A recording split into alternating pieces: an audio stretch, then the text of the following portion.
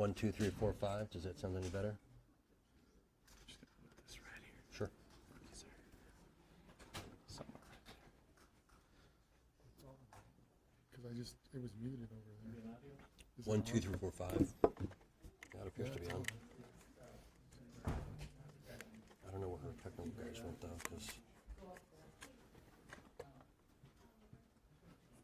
1, 2, 3, 4, 5, 6, 7, 8, 9, 10. Can you hear me? Yes. Good. Thanks. All the way to 10, huh? I moved up in the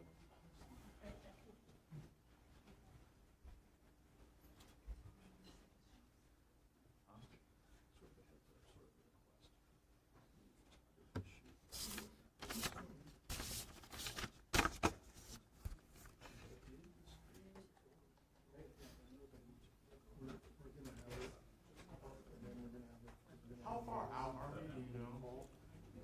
I'd say we're about 3 minutes, 4 minutes. I'm trying to.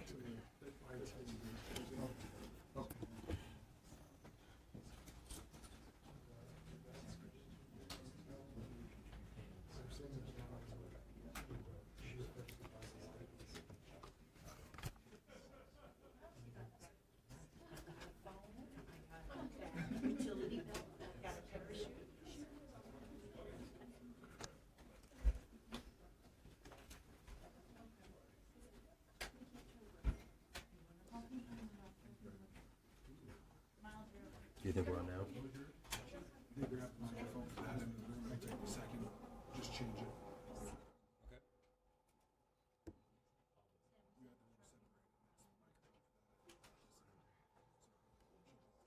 Okay.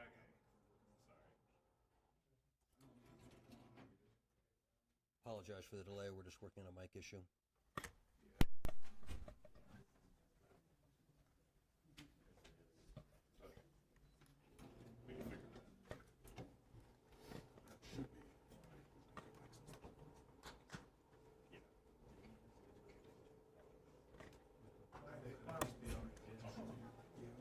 I'm trying to think of all the things.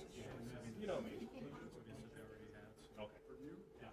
And Louise is up here. Mic check, mic check. 1, 2, 3. Oh, there. That works. It's on.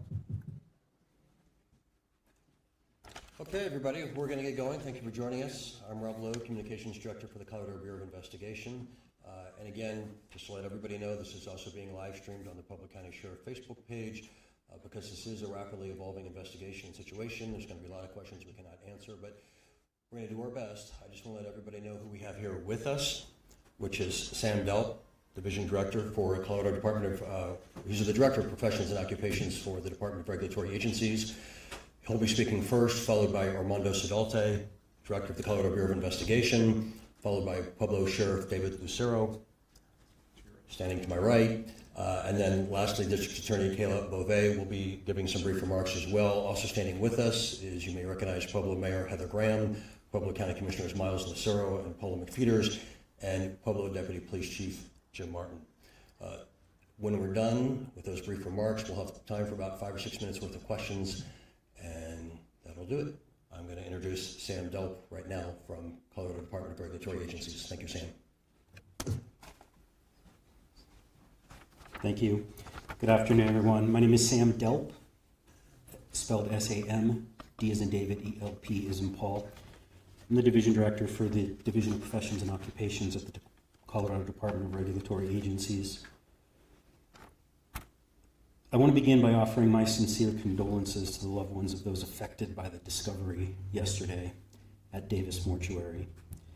On Wednesday, August 20th, 2025, inspectors from the Office of Funeral and Mortuary Science Services within my division conducted an annual inspection of Davis Mortuary.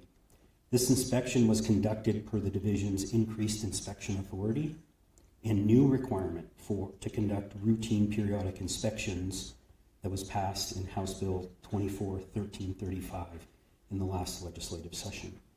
This was the first annual inspection of this facility. As a result of the inspection, the division issued a summary suspension to Davis Mortuary. Because of the suspension, the facility cannot legally operate in Colorado. The suspension order is posted on the division's website for the public to see. The suspension order is based on reasonable suspicion that Davis Mortuary has violated the Colorado Mortuary Science Code by 1, engaging in willfully dishonest conduct or committing negligence in the practice of embalming, funeral directing, or providing for final disposition that defrauds or causes injury or is likely to defraud or cause injury. 2, failing to embalm, refrigerate, cremate, bury, or entomb human remains within 24 hours after taking custody of those remains. And 3, taking custody of more human remains than the funeral establishment has capacity to refrigerate unless the funeral establishment maintains custody of those remains for less than 24 hours.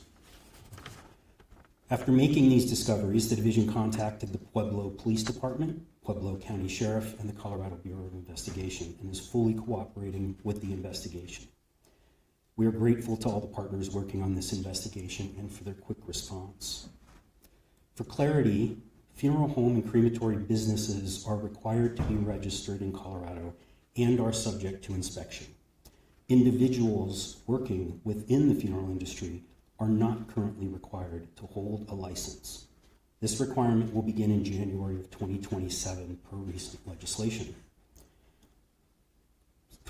Senate Bill 24173 to be specific. While individuals are able to voluntarily apply for licensure at this time, no one from Davis Mortuary had done so, and no one from Davis Mortuary held an individual license to practice.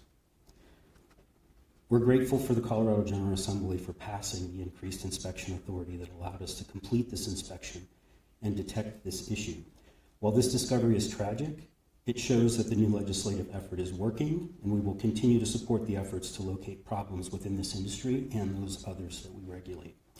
I want to reiterate our support for loved ones impacted by these events, and through the investigation, I'm hopeful that we can provide some information to them over time. And I'll turn it over to Director Saldate from CBI. Thank you, Sam. Thank you for your partnership and help with this. My name is Armando Saldate III. It is spelled Armando. Last name is Saldate. I am the CBI Director. Thank you for all being here today. I'm here to speak about a deeply disturbing and tragic situation involving the Davis Mortuary here in Pueblo. This is a day no one wants to see. We have received credible information that Davis Mortuary has been improperly storing human remains for years. This is a profound violation of trust and a heartbreaking betrayal of the families who entrusted their loved ones to this funeral home. I want to express my deepest and most sincere condolences to the families and loved ones of the deceased, whose remains have been so terribly disrespected. We know you are grieving, and this news only compounds your pain. We are committed to getting you the answers you deserve. I can confirm that the Colorado Bureau of Investigation, in partnership with our local law enforcement partners here in Pueblo, our county law enforcement partners, have launched a full-scale investigation into Davis Mortuary. In fact, we were first notified of this incident. I received notification from Executive Director of DORA, Patty Salazar, and Division Director Sam Delmar yesterday afternoon. As soon as we received that notification, received that preliminary information, me and my Deputy Director, Dan Voles, and contacted our team down here in Pueblo. And those of you may know, we have quite a good footprint of investigators here in Pueblo that do exceptional work. These were some of the same investigators that were involved in the Return to Nature funeral home case that you are likely familiar with. As we speak, those investigators are on the premises executing search warrants to collect evidence and document the full scope of this tragedy. They are assisted, thankfully, by hazmat operators from the Colorado State Patrol. I'd like to thank Colonel Matt Packard. He immediately answered our call to assist. As you can only imagine, the situation of decomposing bodies in various states, we're getting an assessment in this entry with our investigators and hazmat operators to really see what does that entry look like, and how do we process this scene? We know that you want answers and you want them now. I understand that urgency completely. However, this is a complex and painstaking process. We are at the very beginning of a thorough, methodical investigation. Our top priorities are to respectfully and humanely process the scene, identify all the deceased, and notify their families and loved ones. This will take some time, unfortunately. The good news, as I said, is we have some experience in this. The same investigators we have at the scene, some of the experts that worked on the Return to Nature funeral home are here in this room and have been assisting us since we first received the news from the inspection results of yesterday. We have the necessary experience to handle this type of investigation and the sensitivity and thoroughness that it requires. We have a team of highly trained professionals, including the forensic experts, who will be working tirelessly to bring this investigation to a just and complete conclusion. We're informed from the experience that we learned and the experiences we learned and lessons learned during the Return to Nature funeral home case. We're using those lessons learned and some of those methods, and we're exploring all our options to make sure we have the necessary resources to bring justice and some resolution to this case and answers to victims' families. I'd like to mention that the Colorado Department of Public Safety, Executive Director Stan Hilke, the Governor's Office, Governor Polis, the DORA, everyone back in Denver, they are offering their full support in giving us the necessary resources to address this. Today, Pueblo Sheriff enacting their Emergency Operations Center to bring us all together and to start organizing our efforts have really been helpful, and we're looking to explore further options there to bring every resource to bear to try to get results quickly.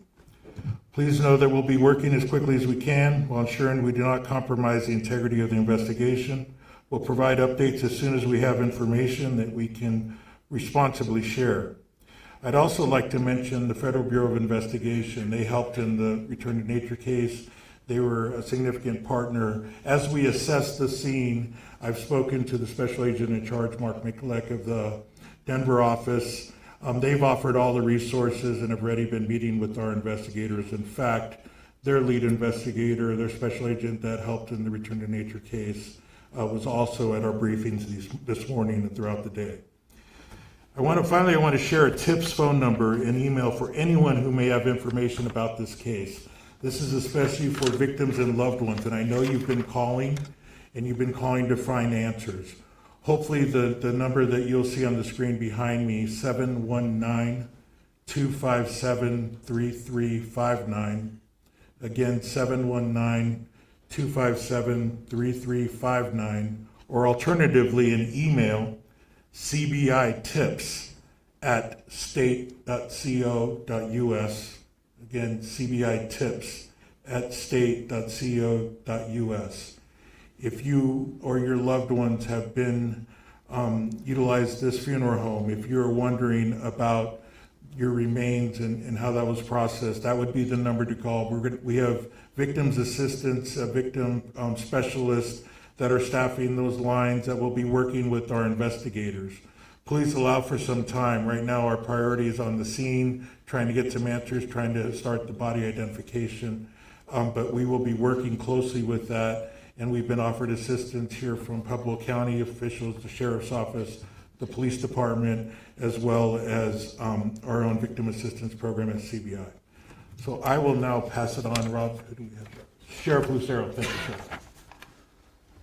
Thank you, Director. Good afternoon. David Lucero, the Pueblo County Sheriff. First and foremost, I wanted to share, this is rocking our community. There's many lives that are affected here, and certainly our thoughts go out and our prayers go out to those that are going to be affected as we continue to process this and it continues to unfold. The Pueblo County Sheriff's Office, the Pueblo Police Department will be a support role in this investigation with CBI as the lead, as the Director mentioned. But I have been in contact with the Mayor's Office as well as the Board of County Commissioners and received full support to support the efforts that CBI will need as this continues to the days, the months, the timeline that it will take for proper identification and proper processing. And again, I want to thank our partners that are here in this room. Thank the media for being here and covering this story for us. And again, I just encourage that tip line that's displayed behind me. If people have information or want to reach out, that would be the best way to get a hold of us. So I'll turn it over to District Attorney Kayla Beauvais to speak about her office's role. Thank you. Good afternoon. I'm Kayla Beauvais, and I'm Pueblo County's District Attorney.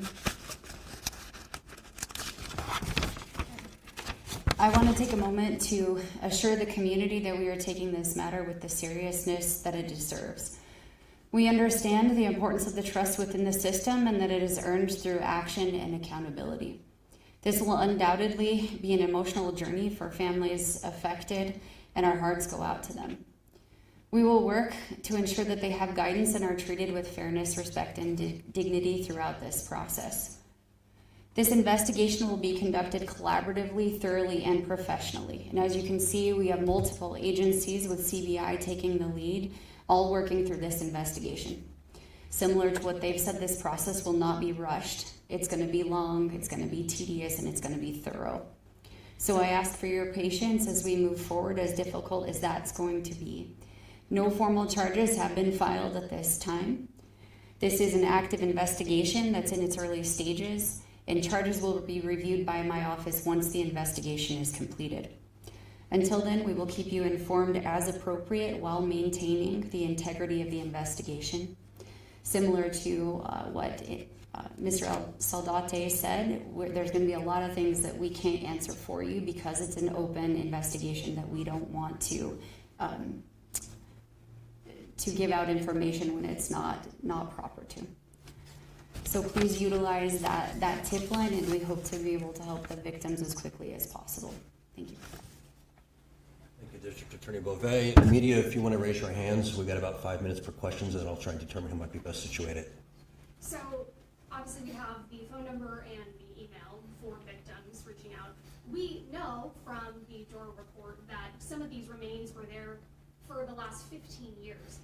Is there a message for the community, people who maybe use Davis Mortuary, should they just assume if they were within that 15-year timeline that they could be impacted? Or can you give us an idea, are we talking dozens of bodies, hundreds? What is the scope of this? Sam, I think you can address the scope and what you were told, how far back this may go. Can you join us real quick for that? Sure.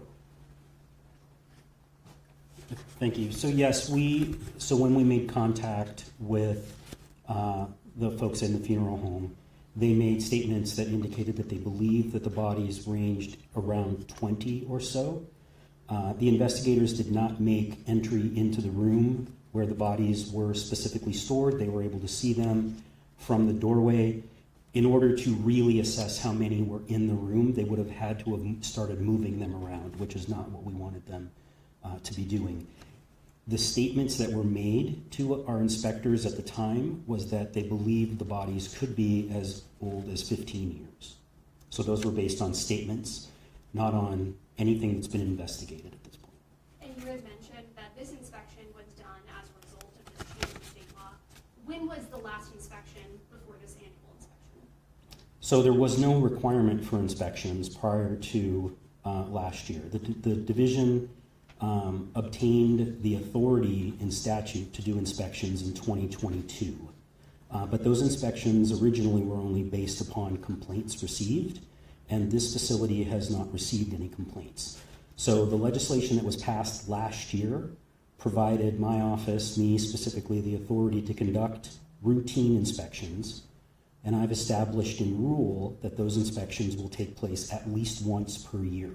And this was the first inspection that we've done at this facility. And I just want to clarify something that was in the Dora report. It said that the license for Davis's crematorium had expired in 2024. Is Dora aware of them conducting crematory services within the last or so? No, we're not aware that they've conducted any crematory services past the expiration of their license. In fact, The statements that they made to the inspectors was that they've not actually done any cremations at that facility in, I want to say, at least 10 years, even though the license was active until November of 2024 for the crematory. And to be clear, the crematory and the funeral home license are separate, and the funeral home license was and continued to be active up until it was suspended yesterday. Want to let someone else jump in with some Yeah. questions? Here in the orange, please. Oh, yes, so I just wanted to inquire as to, he's obviously our elected county coroner, and I was just curious about his status in that role, in light of this investigation. Armando, do you want to address that? Yeah, so that's something that we're exploring right now. He is currently still the coroner right now. We are exploring through legal means and statutory situation, trying to get advice on how we proceed. Obviously, we're going to need a coroner to process our scene and help us process the remains. We are working with other coroner resources right now, some of the same that worked on the return to nature case. But we are not at a position right now to comment further on that. Mr. Cotter and his brother, do you know where they are? Has anyone interviewed them yet? Sheriff Lucero, would you address that? Yeah, thank you for the question. Yeah, we do know where Mr. Cotter is currently right now. What I can confirm is he's not under arrest. The scope and size is still to be determined, but as for his brother, I do not know where he is currently located. And has he been questioned? That's still in process. The investigation is in its early stages.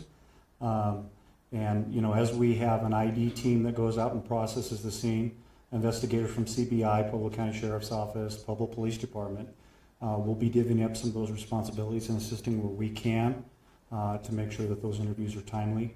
We want to make sure that we have the best information before we conduct interviews. So. And it's our understanding his brother's a co-owner. Is that accurate? And if so, is he under investigation as well? I do believe he is listed as a co-owner of the establishment, and we're going to be looking at everybody that may be associated with this. And you know where he is as well? Yes. Sir. I want to make clear, because you said you didn't know who the brother was.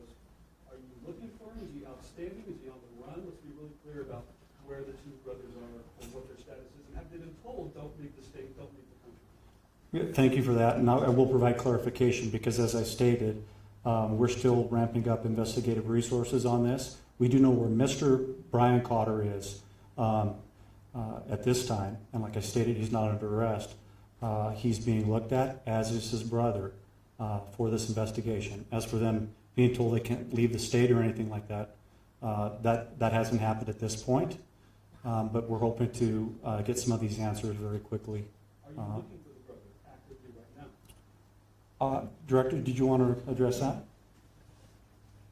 Yes, so that is something we're tracking down. We're getting identification, we're getting their addresses, getting contact information. Right now, our priority was really getting into the building. A lot of our investigative resources are there. In parallel, though, we are also trying to, as the sheriff indicated, trying to learn the information. We do know some information from both being present at the inspection yesterday and some statements they made.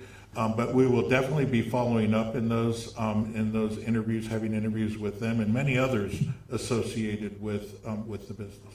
So why is he taken to another county, El Paso County or otherwise? I can answer that. So that's what we are exploring now, and that's what happened in the case of the return to nature. So we are trying to replicate process where we can, where it makes sense, and that is the process we are trying to set up. Yeah, my over the black in the back. Is there any indication that funeral home has been profiting from the situation, or is that still under investigation? Armando? Yes, that will be part of the investigation. So we are looking at all sorts of things around the information around how did they get in this situation, how did, how were people paid. That could be part of the victimization here, is that, people, they were profiting or something. But that's going to be explored. This is going to be a comprehensive investigation, and the financials will definitely be part of that.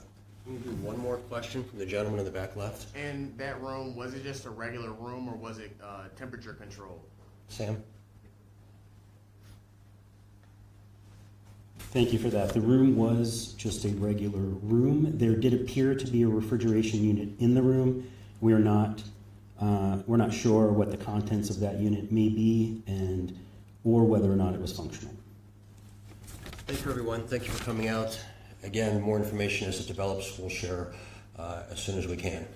And we appreciate your patience as this investigation evolves. Thank you.